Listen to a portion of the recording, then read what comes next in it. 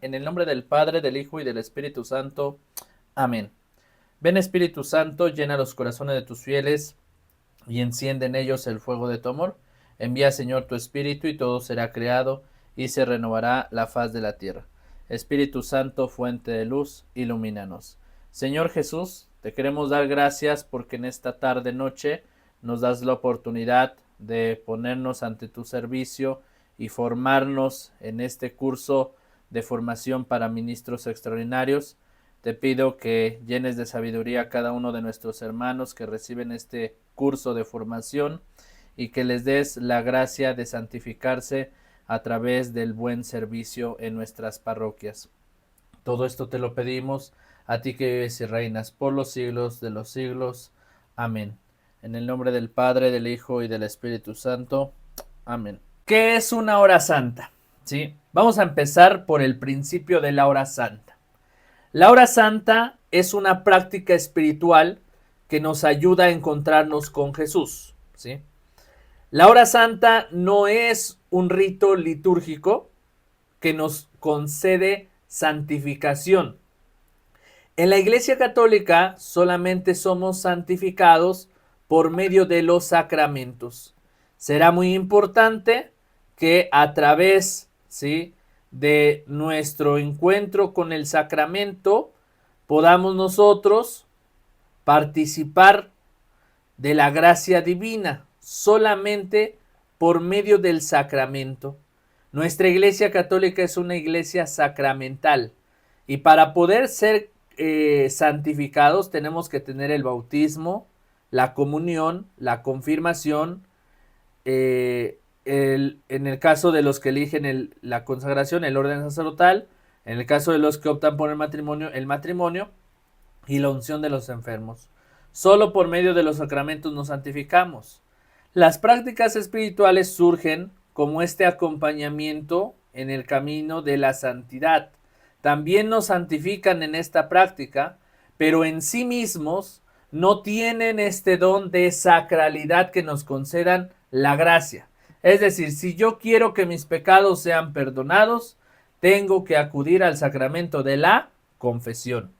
Si yo quiero santificarme consumiendo el cuerpo de Cristo, tengo que participar en la Eucaristía. Por eso, como lo veremos más adelante, no está permitido y no es correcto que en una hora santa se distribuya, ¿sí?, el cuerpo de Cristo. Hay algunas ocasiones que en una hora santa, al final de la hora santa, el sacerdote o el ministro distribuye la comunión. No es correcto, porque la hora santa es una práctica espiritual, ¿sí? En esa práctica espiritual solamente nosotros participamos, ¿sí?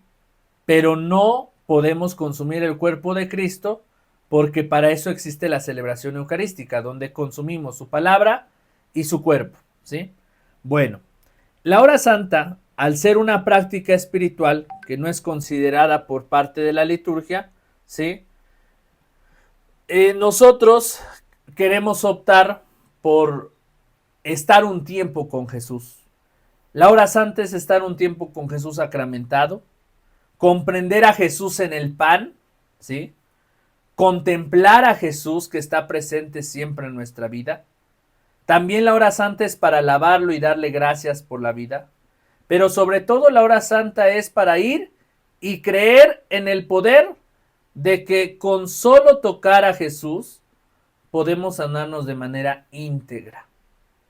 Y para comprender este sentido de creer en un pan consagrado, vamos a partir del origen, ¿sí?, del origen bíblico, del por qué Jesús se quiso quedar en un pan consagrado, de cómo es el gran poder de Jesús Eucaristía, que con solo tocarlo nos podemos sanar. Bueno, vamos a ir a nuestras Sagradas Escrituras, en el Evangelio de San Lucas, en el capítulo 8, versículos del 40 al 48, que dice lo siguiente, la historia de la mujer de la hemorragia. Dice, ya había gente para recibir a Jesús a su regreso, pues todos estaban esperándolo. En esto se presentó un hombre llamado Jairo, que era dirigente de la sinagoga. Cayendo a los pies de Jesús, le suplicaba que fuera a su casa, porque su hija única, de unos 12 años, se estaba muriendo. Y Jesús se dirigió a la casa de Jairo, rodeado de un gentío que casi lo sofocaba. Entonces, una mujer que padecía hemorragias desde hacía 12 años y a la que nadie había podido curar, se acercó por detrás y tocó el fleco de su manto. Al instante se le detuvo el derrame. Jesús preguntó: ¿Quién me ha tocado? Como todos decían: yo no, Pedro le replicó: Maestro, es toda esta multitud que te rodea y te oprime. Pero Jesús le dijo: alguien me ha tocado, pues he sentido que una fuerza ha salido de mí. La mujer, al verse descubierta, se presentó temblando y se echó a los pies de Jesús.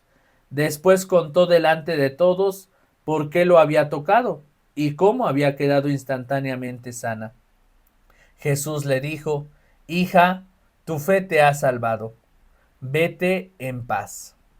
Palabra del Señor. Gloria a ti, Señor Jesús. Entonces, para participar plenamente de la hora santa, debemos creer en este gran milagro como la mujer de la hemorragia. La mujer de la hemorragia toca a Jesús, ¿sí?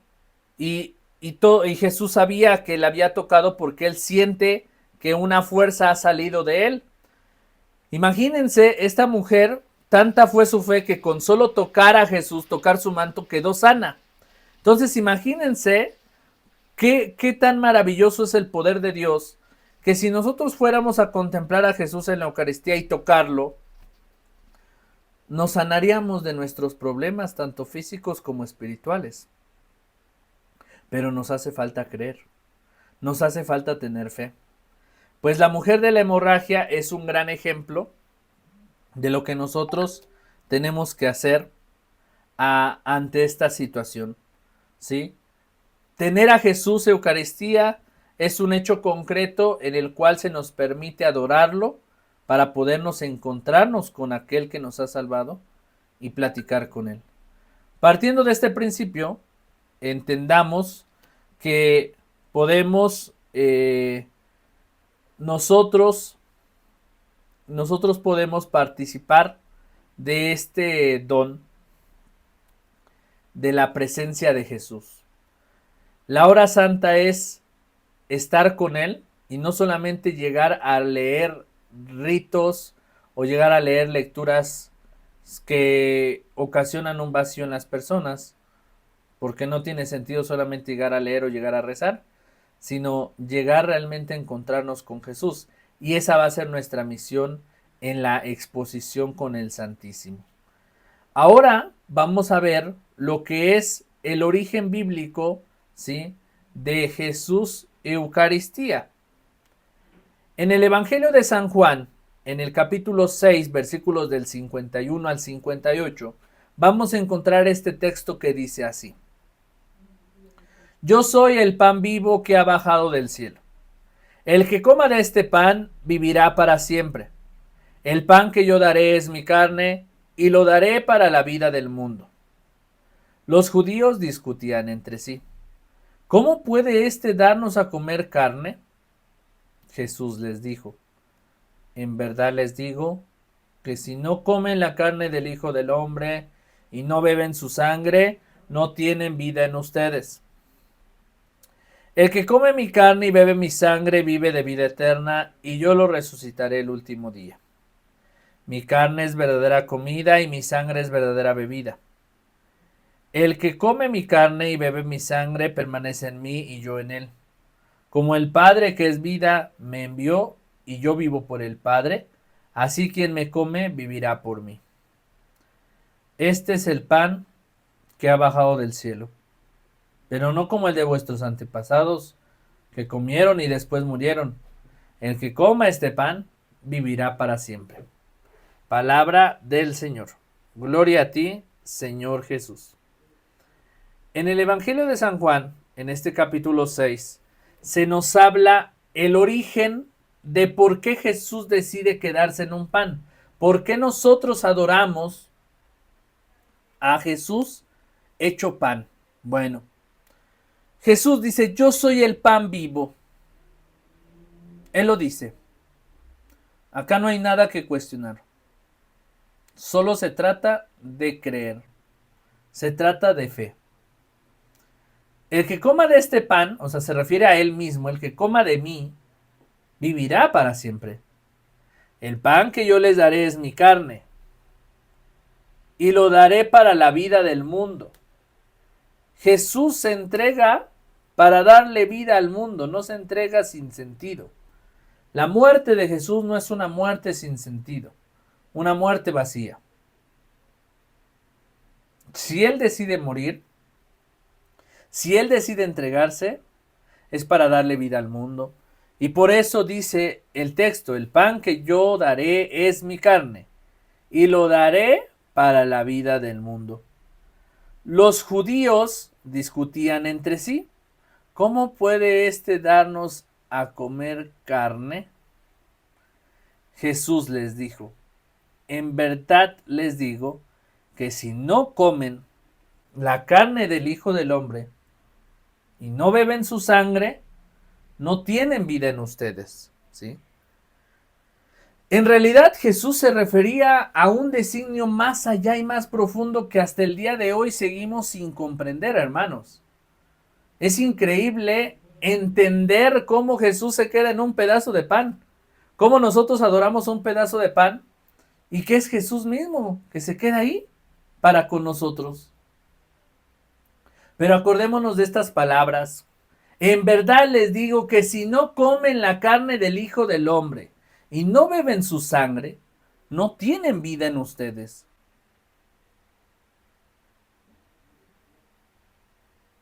Y en este discurso, Jesús se refiere a la vida eterna, a la felicidad. Solamente aquel que coma de Jesús, que coma su palabra, que coma su vida, que coma su cuerpo, tendrá vida eterna, porque aquella persona que sigue a Jesús sabe lo que es la plenitud, sabe lo que es ser santo, ser amoroso, ser humilde. La persona que sabe actuar es una persona que es seguidor de Jesús. Por lo tanto, ustedes deben de tener una vida coherente, ¿sí? Deben de tener una vida como hijos de Dios. Pero esto solamente se va a lograr en este encuentro con Jesús en su pan, que es él mismo el pan que se entrega por nosotros. Continúa el texto diciendo, mi carne es verdadera comida y mi sangre es verdadera bebida. El que come mi carne y bebe mi sangre permanece en mí y yo en él. Se refiere a que debemos consumir a Jesús tanto en su vida exterior como en su vida interior, lo que nos está tratando de decir en su palabra. Cuando nosotros estamos tan identificados con Jesús, va a ser muy fácil y muy sencillo predicar la palabra de Dios en la hora santa. Ahorita más adelante veremos todos los pasos en el segundo módulo, en la segunda hora, todos los pasos de este origen bíblico del por qué Jesús se queda en un pedazo de pan. Y en realidad estamos hablando de que Jesús se queda en un pedazo de pan como este signo vitalicio. Vitalicio es un signo que da vida. Y un signo que da vida siempre va a ser el alimento. A ver, díganme qué persona no puede vivir sin alimento. Nadie. Todos tenemos a fuerza que vivir con el alimento, ¿sí? Si no comemos, nos podemos morir. Aguantaremos un par de días o a lo mejor hasta una semana sin comer, pero llegará el momento en que tengamos que perecer, morir.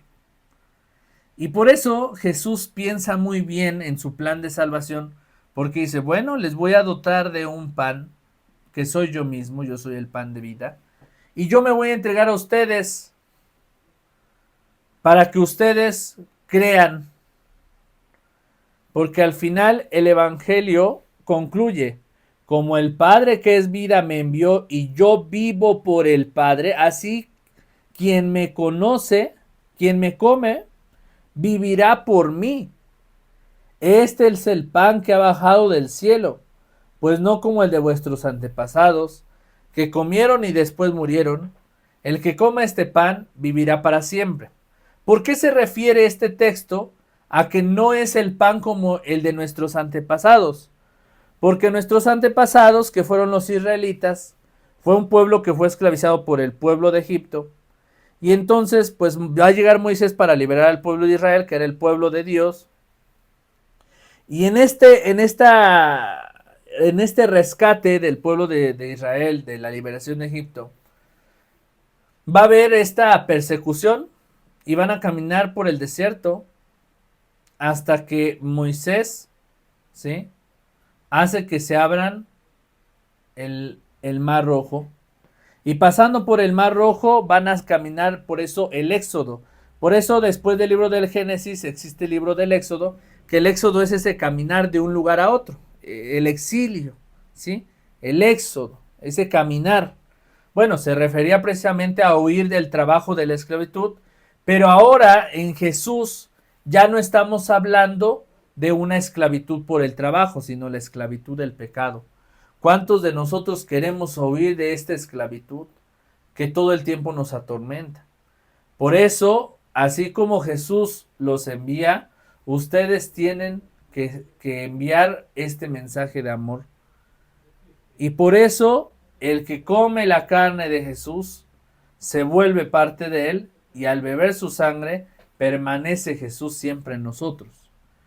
Continúa el texto diciendo: este es el pan que ha bajado del cielo, pero no como el de vuestros antepasados, que comieron y después murieron.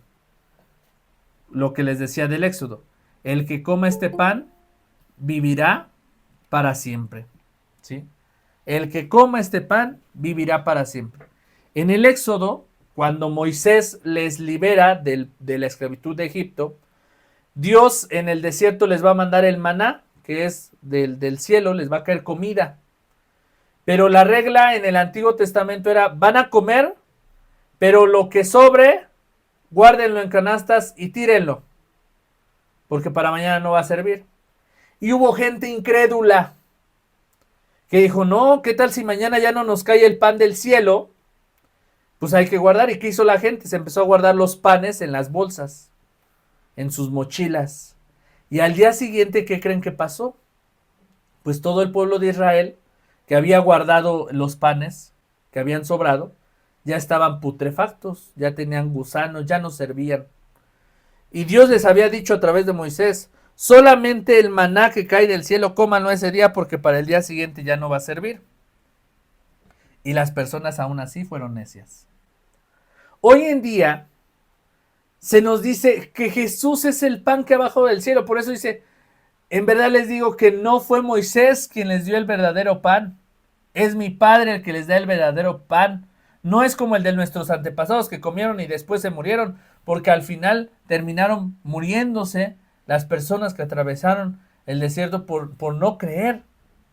Ahora tenemos un pan que es Jesús mismo, y este pan sagrado nos concede la gracia, nos concede la santificación. ¿Cuán más importante es prepararse? No para comer el cuerpo de Cristo, porque la hora santa no es para comerlo, la hora santa es para adorarlo, contemplarlo.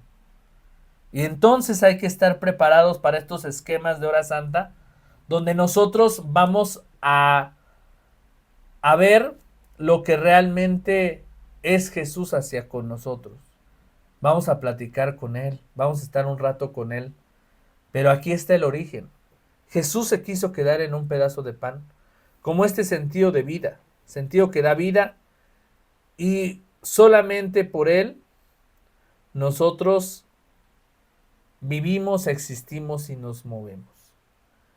El origen bíblico de Jesús Eucaristía lo vemos en el Evangelio de San Juan en el capítulo 6, del 51 al 58. Justo en este apartado Él nos dice, Él mismo declara al principio de este texto del Evangelio: yo soy el pan vivo que ha bajado del cielo. Yo soy el pan vivo que ha bajado del cielo. Imagínense. es comprender que Jesús es un pan. Pero bueno, vamos a ir pasando parte por parte en este origen, ¿sí?, de lo que viene siendo Jesús sacramentado. ¿Por qué me interesa hablar de este origen? Porque solamente en este origen entendemos el por qué exponer el Santísimo, por qué preparar una hora santa. Pues porque es Jesús que se quedó en un pedazo de pan para que estuviera con nosotros y para poder platicar con él. Sé que es difícil entenderlo, pero el Señor así lo quiso. Ahora, para participar de la actividad plena, que es una práctica espiritual, la exposición del Santísimo, vamos a aprender en este curso cómo exponer y reservar el Santísimo.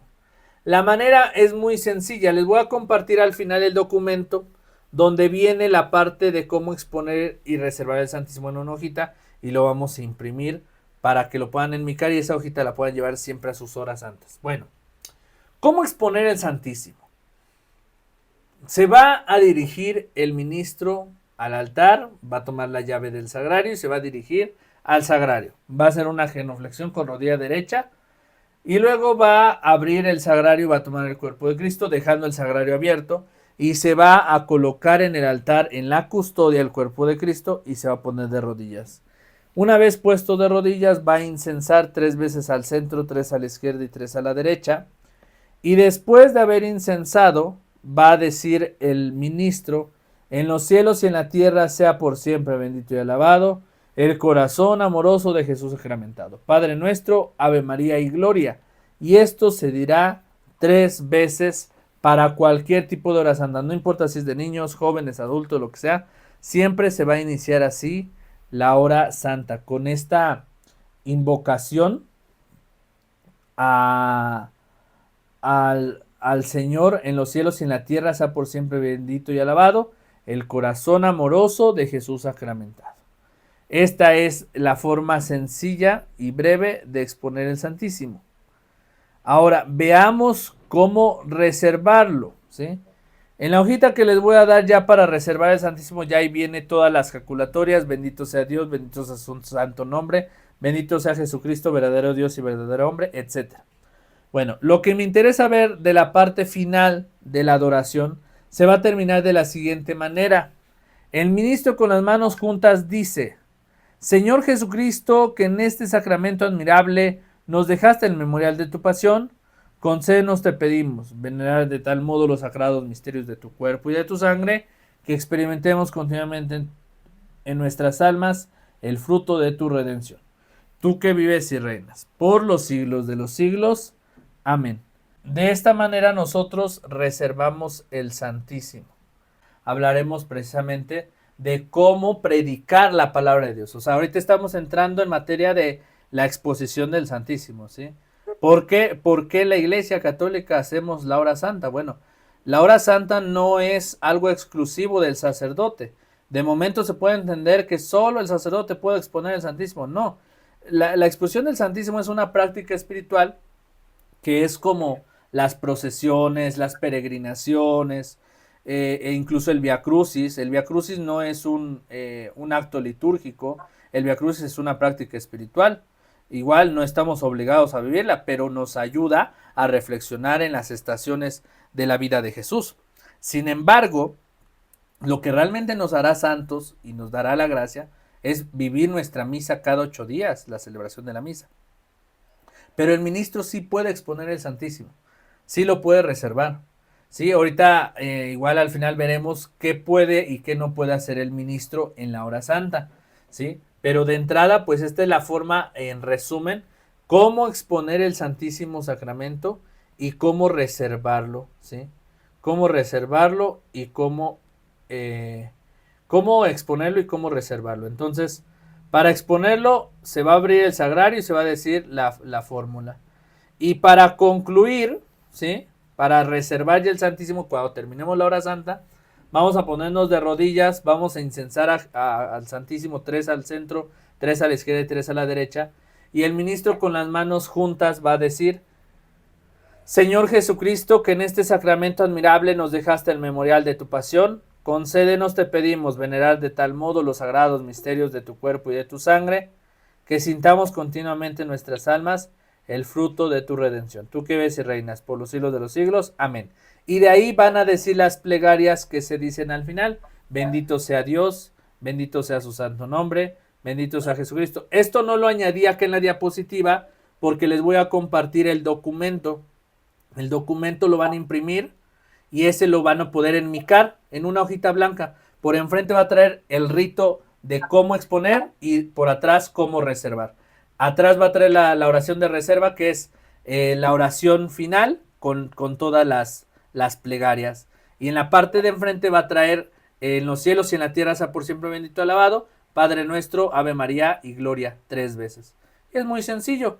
Así podríamos nosotros iniciar cualquier adoración a Jesús. Ahorita ya vamos a discutir el tema de si cómo vamos a preparar nuestra hora santa, ¿no? ¿Qué conviene y qué no conviene en estos factores? ¿De acuerdo? La idea es que se ocupe el incensario en la exposición, porque el incensario es un objeto litúrgico que nos ayuda a elevar nuestra oración a Dios. El incienso es un instrumento, una materia que su función es dar alabanza a Dios, es decir, santificar a través de este olor del incienso.